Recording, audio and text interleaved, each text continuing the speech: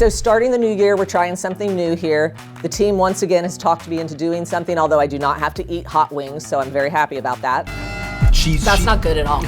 But I do have to answer random questions that have come up on the internet. They want me to look at them. They said they're all construction related. Let's hope that's true. Let's see what the first one is. Okay. If NCCER had a mascot, what mascot would it be? There could be a lot of things wrong with my answer here, or it could be a really good answer.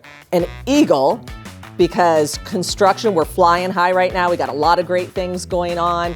Careers are endless, so I'm gonna say an eagle, powerful, great representation. What do we have next? If you were Gru from the Minions and were planning to take over the moon, what trades would you have the Minions study and why? Well, I'm guessing they're gonna have to study everything. First, we're gonna have to figure out how to get there. I guess we're gonna have to become friends with Elon Musk.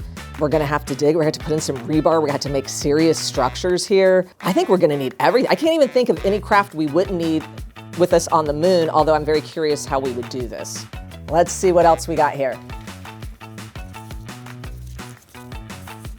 What one piece of advice would you give to a business owner who wants to make their company a preferred workplace for skilled tradespeople? And I think it's really important for you to start with having that project of choice and making sure that you think about where you spend your time. I mean, even if it's where are they eating lunch, it's when they come in the morning, how easy is it to get to the tools, how easy it is to get started, just making sure that you know and you show that you care about the amount of time and the things that they're doing and how important it is to you. So I would think just look at the project sites, talk to the people that are in the field, talk to your craft pros, ask them what would make the project site a better place to work every day. I think they would probably come up with a lot of great ideas.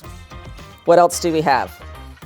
3D printing is being used in construction to create everything from small components to entire buildings by layering materials like concrete or metal. What do I think about it and how do I see it affecting careers?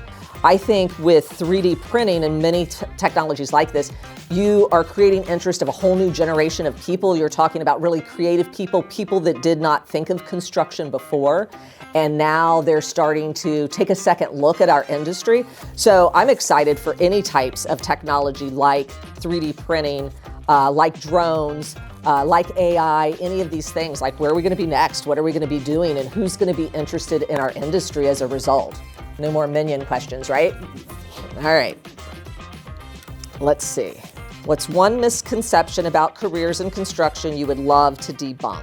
Well, I think the one that we talk about all the time, that people think that once you become a carpenter or a pipe fitter or a welder, that's it. And that's the end of your career, and that could not be further from the truth, right? So you get in, you do that. If you want to do it for the rest of your life, that's fantastic.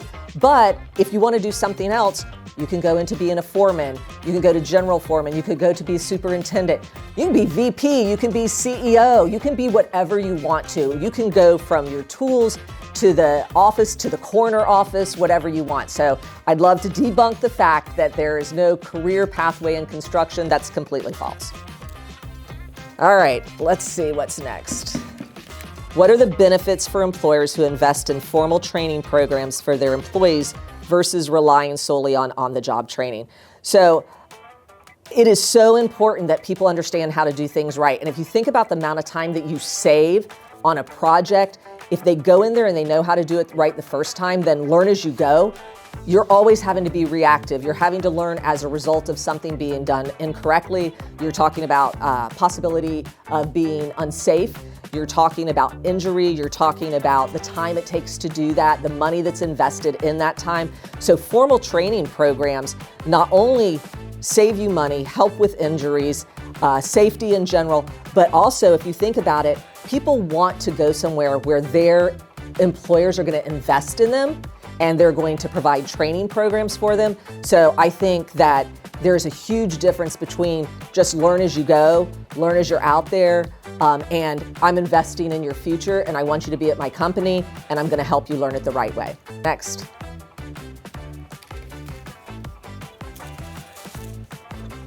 There are videos showing judges using virtual reality glasses to better understand cases from perspectives of those involved. With that in mind, do you think virtual reality training could ever fully replace hands-on training in construction? I do not think that this is going to happen. I think it is I think virtual reality can get people interested. I think it's a great, let me find out a little bit about what it's like to be on a site, what I might see, what I might do.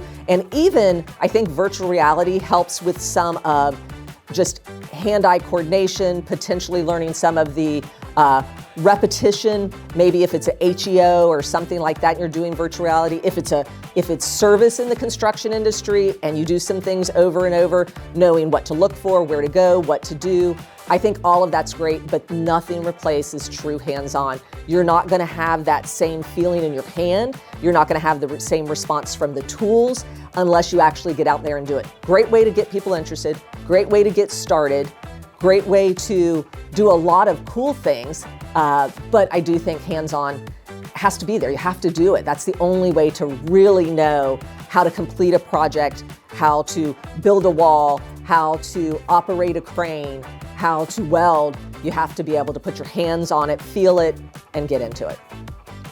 What do we got next? Let's see.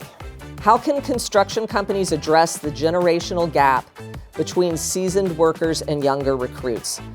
I think that it's really important here that you help train your foremen, your superintendents. They got to move up, so they're getting older, they're getting more experience. This is their chance to pay it forward. These are proud people. These are people that have stayed in the industry for a really long time. They have a lot to share. You want to tap into that knowledge and that expertise. And I think that the younger generation is going to teach them some things too about some of the new technologies coming in. And if we can start conversations between the younger generation and the more experienced generation, then I think we have a better workforce in general. So I think there's a lot of things we can do to bridge that gap. I have more? Okay. If I had a magic wand to solve one challenge in the construction industry, what would it be? I would love to solve the misconception of women coming into it on both sides, like women being excited, helping them understand this is absolutely a place for them. At the same time, I would also like to solve that problem on project sites of knowing how do we make this a project site, a choice for women that want to be here. So I think there's a lot of things we have to do, but we have a workforce shortage right now in our industry that is exponential. And the only way we're going to solve for that is if we really start including everybody in our recruiting, everybody in our training. So I would say I would use the magic wand to just open up those opportunities to all different diverse groups of people. Okay, let's see. I'm gonna put on my glasses to be able to read this. What advice would you give to a young person considering a career in construction? Try it.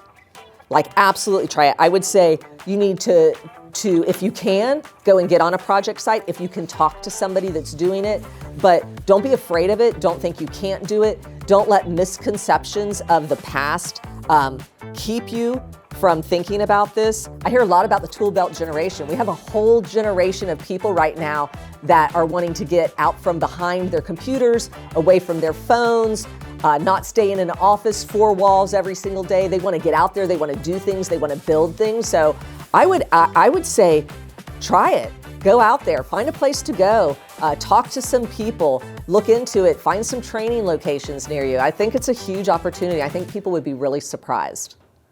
Okay, so I think that's all the questions. We're getting ready to start an incredible year this year with all of our guests on our podcast. So I hope you'll start listening every Monday, 7 a.m. We'll have something new. We even had a great one this last week. We had Gretchen Gagel. I hope that everyone will check that one out. It was a fantastic podcast. And I will see you next time on The Builder's Table.